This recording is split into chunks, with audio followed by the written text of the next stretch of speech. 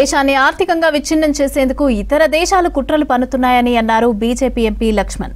Modi visionary leader కాబట్టి సూక్ష్మంగా స్పందిస్తున్నారని చెప్పారు. ఇక అగ్రదేశాలు అడ్డగోలు టారిఫ్లతో భారతదేశాన్ని ఉక్కిరిబిక్కిరి చేయాలని చూస్తున్నాయని చెప్పారు.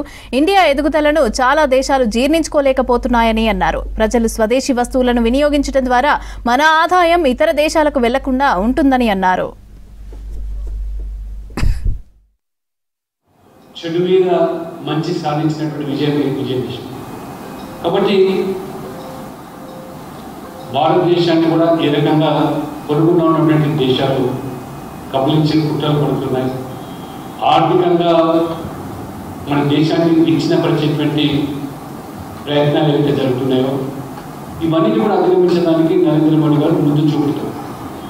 బీయింగ్ ఏ విజనరీ లీడర్ కాబట్టి వారు చాలా సూక్ష్మమైన విషయాల మీద వారు స్పందిస్తారు. జిఎస్టీ రిఫార్మ్స్ అనేది ఒక సామాన్యమైన విషయం కాదు, ఏదో అర్ధరాత్రి తీసుకున్న నిర్ణయం కాదు. 2017లో అందరితో చర్చించి వన్ నేషన్ వన్ ట్యాక్స్ దేశానికి అవసరం.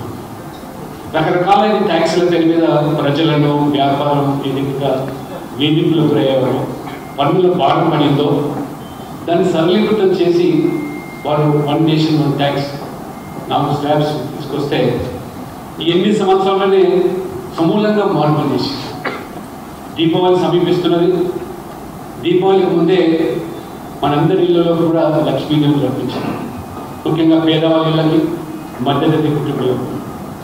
కాబట్టి ఈరోజు జిఎస్టీ రిఫార్మ్స్ ఒకవైపు, ఇన్కమ్ ట్యాక్స్ సీలింగ్ మరి 12 lakhs వరకు వినాయకులు ఇవ్వడము, ప్లస్ దానికి తోడు అగ్రదేశాలు ఏదైతే మన మీద ఆంక్షలు టారిఫ్లు పెనాల్టీస్ విధించి ఉక్కిరిబిక్కిరి చేస్తున్నాయో ఇవాళ మోదీ గారు ఎనకు దృఢంగా తల ఒక్కకుండా భారతదేశం యొక్క ఔన్నత్యాన్ని చాటి చెప్పుతూ ప్రపంచంలో ఒక వికసిత భారత్ సంకల్పం మీద తీసుకున్నారు.